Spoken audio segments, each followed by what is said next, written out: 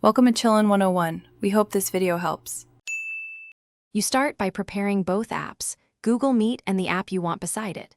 Make sure your phone supports split screen. On Android, that's Recent OS. On iPhone, use Recent iPad-style multitasking if available.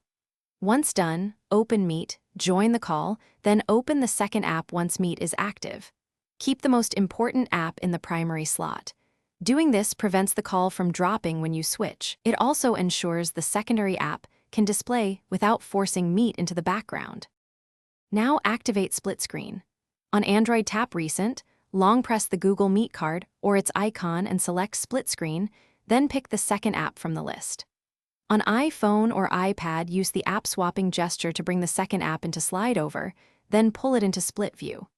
Once both apps are visible, drag the divider to set the size you need, maybe 50/50 for visuals or 70/30 to prioritize the meeting. Make sure audio routing stays on.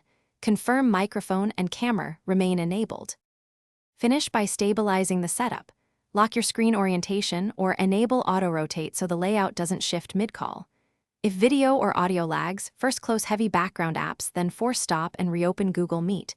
Rejoin the call if necessary. If Meet loses camera or mic access, reopen system permissions. One quick troubleshooting tip: if the split screen causes the call to freeze, exit split screen, confirm Meet works full screen, then re-enter split mode. This resets resource allocation without. Thanks for watching. Consider subscribing if we helped you.